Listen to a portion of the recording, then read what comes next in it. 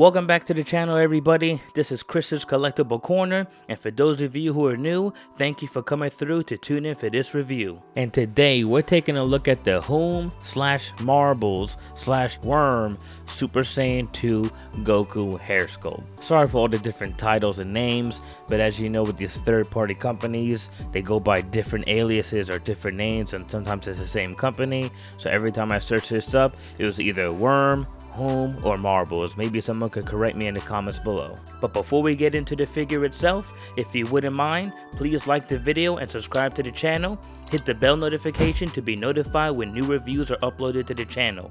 It really helps and I appreciate the support. Alright, so taking a look at the packaging for both versions, because there were two versions of this head sculpt. As you can see, it's pretty simple. It's a straight up black box with a silhouette of the head sculpt, and then as you can see on the side, there's a little check mark to indicate if you had the first version or the second version. But that aside, let's take a look at what's inside. Alright, so taking a look at the first Worm hair sculpt of Super Saiyan 2 Goku, I'm gonna go with Worm because that's literally what it says on the inside of the hair sculpt. It comes with the base standard hair color, which is yellow, not too yellow or too pale yellow. I think it's like a nice middle ground, which I prefer for Super Saiyan 2. I definitely feel it should be a bit more yellow, if not a pearlescent, just to kind of, I don't know, break it up a little bit, make it stand out from Super Saiyan. I like my Super Saiyan hairs pale yellow, but that aside, it also comes with 3 different facial expressions. You get the standard, the smirking Goku, and then the teeth gritted. And then this one comes with its own unique accessories, and that is this display stand, which is really nice. I really like the decals and the vibrancy of it. It reminds me of when Goku first went Super Saiyan 2, when Majin Vegeta was kind of monologuing against him in the middle of the tournament ring, and the Supreme Guy was trying to break up the fight. So it definitely harkens back to that scene. And I think the aura effect looks really nice. I also like the red lettering to kind of make it look like a manga panel. I'm not sure exactly what it says, but I'm sure somebody in the comments or somebody on YouTube anywhere could tell me. I don't speak Japanese, so I'm not going to butcher it. Now for the second head sculpt, it's the same exact mold, but you get this translucent yellow kind of hair. I personally wish it was a pearlescent one, where it's more similar to the first one, but has more of like a shiny look. I'm not really a big fan of the translucent all the time, but this doesn't look too bad. I will say though, the bonus of this one is that it comes with the same facial expressions as the first one, but with battle damage, and I always prefer battle damage. I don't know, I just feel like it gives the figure more character and more dynamic, especially in Dragon Ball. They're always fighting, getting scuffed up, so like, I don't know why this isn't the norm. And then the unique accessory that this one comes with are the lightning effects that you could put around the body, and I'll show you guys that later. But that's pretty cool. I actually really like that because that's what really separated Super Saiyan 2 from Super Saiyan 1. Like when they powered up, I know you couldn't really tell too much with the hair, especially with Goku and Vegeta. Gohan was the more standout one, but the key thing to look out for Super Saiyan 2 was the electricity going on around the body. So it's nice that they added this. And then they both come with a halo and a neck peg conversion that you can use that's made to go into the Kong figure bodies. Those are the bodies that these heads are made for. We're going to test out to see if they fit on other ones, but as far as I know, the bigger peg on the bottom is made to fit into the Kong neck hole, so this way you can put this on the Kong bodies. Now just taking a closer look at the details of the hair sculpts, I really like the details on these. I really like the striations that you can see in the hair that kind of gives it more detail and volume. And I also really like just the shape of the hair. I feel like other Super Saiyan 2 head sculpts that we've gotten for Goku haven't really been, I don't know, ideal. They're kind of hit or miss. Up to this point, and I'll show you guys later, my favorite Super Saiyan 2 hair sculpt was the one by Fairy Tail Customs. I know Tamashii Nations came out with their Super Saiyan 2 Goku exclusive, and I think now you can get it at the Tamashii store in New York if you weren't able to pick that up. But I always feel like they never got the bangs right. And then when they did, they showed too much forehead, but then the hair on the sides didn't come out right. Well, I feel this is perfect. I feel like they got the hair just right, because for Super Saiyan 2, if you're paying attention that much to the details, what also separates it from Super Saiyan is that Super Saiyan has 4 strands of hair in the bangs coming down in the front, where Super Saiyan 2 only has 3. So he has the 2 on the sides by the corner of his sideburns, and then he has the 1 coming down slightly off the middle, like slightly to the side, like off center a little bit from the middle. That's how you can kind of tell. And I feel like with this hair sculpt, they nailed that look perfectly. And of course, I mix and match the face sculpts with the bloody damage one with the plain one, but I still think it looks really good. And this is probably going to be my ideal Super Saiyan 2 Goku hair sculpt. Also, I don't know if you notice from the back, if you look at the top of the hair, there seems to be like a little metal piece. That's actually a magnet, so this way you can attach the halo that comes with them. So I'll show you what that looks like real quick. So boom, there you go. I mean, it works, it does the job. It isn't the most sturdy or secure, so if you're planning on playing with this guy while having the halo on, I wouldn't suggest it because it can fall off pretty easily. It isn't the strongest magnet, but it still gets the job done. And I actually like that they implemented this is a bit different as opposed to the other versions where you have like a piece of the halo that you have to stick into the hair. I think I kind of like this better. I just wish the magnet was stronger. And here we have them with the second version, which is a more translucent one. And as you can see, it's the same exact sculpt, and if you look closer you can see the striations and the details. I just feel like those details do get lost though because of the translucentness of it and the light shining through it. I mean, I think it's a cool one to have if you want to have like a powering up Goku and you want to have some light shining through it. I mean, I got both for other reasons because each one came with a unique set of accessories, so I kind of want to put the whole thing together. But honestly, like I said earlier, I would have preferred if this was more like a pearlescent coloring, kind of like Tonson did with the second version, the Bojack Trunks. I feel like that color would have been a nice variation to this hairstyle. And just so you can see how the lightning pieces work, that's the main reason why I got the second hair sculpt. You just attach it to some of the crevices on the body and it looks really dope. I really like how that looks and it came out. It definitely gives off that feel of like Goku just standing there and just the power emanating from him. And I like how they kind of just did the lightning in different variations. It isn't like all the same. Each one is a unique piece and shape, so you don't have to worry about just kind of having the same thing all over the body. You're just changing where they're placed. Each one is different and unique. And if you put it all together with the display stand, I mean, he looks sick.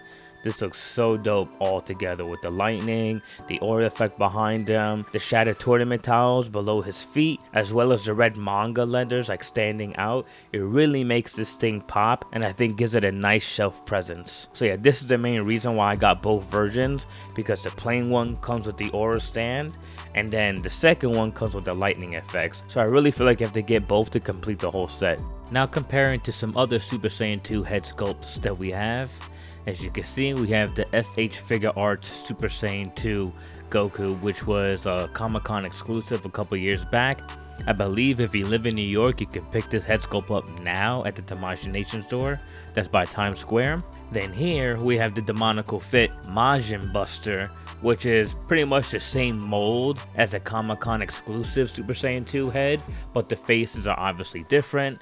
And then the one on the far end is the Fairy Tail Customs, which was made to be compatible with the full power Super Saiyan Goku face sculpts. I know a lot of people aren't really a fan of those, but you know, that option was there for you. Well, as you can see the differences between all of them now, as I was saying earlier, the SH Figure Arts one, I feel like the forehead looks a little too big, and then the bangs on the side that are like by the sides of his face, there's too much of a gap there. Like, it looks kind of weird to me. But I will say I do like the pearlescent color that they went with that hair, and I wish that was the other colorway that we got for the second variation of the Worm Super Saiyan 2 head sculpt. Then the Demonical Fit one is the same exact hair sculpt, but I don't know, for some reason the sides don't seem as far apart, like they seem a bit closer to the face, which I like. But once again, the faces aren't as good or as clean. And then the Fairy Tail Customs, I thought was a really good Super Saiyan 2 hair sculpt, at least for the time when it came out, and I still feel it's kind of good. But the faces kind of leave something to be desired, because it was using the full power Super Saiyan Goku. With all that being said, I think it's pretty obvious the Worm one is the best one. It has the most detail, the striations, the faceplates look the best and represent the art style of the time from that saga when Goku went Super Saiyan 2, and I feel like the hair color is just perfect. Alright, so we're going to take a look at what bodies this head fits on, because as you can see, it's ideally made to go on the Kong Studios body. As you guys saw earlier, it came with a neck peg that you could put into this one, so this way these heads could fit on the Kong Studios bodies. But, of course, we have other Gokus, and people always want to body swap and see different variations.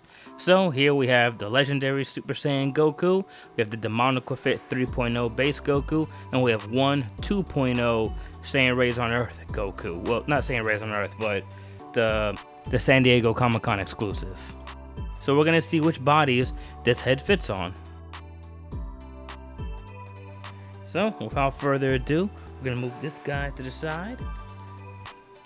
Let's start with the legendary Super Saiyan 1 first. So, here we go. And just so you guys know, when these came in, I didn't show this in the video, but these were loose. I actually had to crazy glue them in here just so they stayed like stuck in there and secured. If not, it would just pop off like crazy. But that aside. Oh, okay. That one fits real nice. Real simple. Okay, so if you wanted a shirtless Super Saiyan 2 Goku, there you go. The skin tones don't really match too much on this one. But, you know, if that's something that bothers you, I wouldn't do this. But if it doesn't, go right ahead. I like how the hair looks, though. It looks proportionate to the body. So, let's take this one off. Alright, one down, two more to go. This is the Demonical Fit. Tenacious Martial Artist, I think that's the name. They always have crazy names, but let's see if this one goes well. Boom, yeah, this one fit easily. I like this one. This one looks good. Skin tones match as well, so that's a plus. So yeah, if you didn't have the Kong bodies and you had an extra DF 3.0 Goku body, you could just pop these heads right on there. That looks nice. And you know what, just for shits and giggles, because I know you guys are going to be curious, so let's just do it.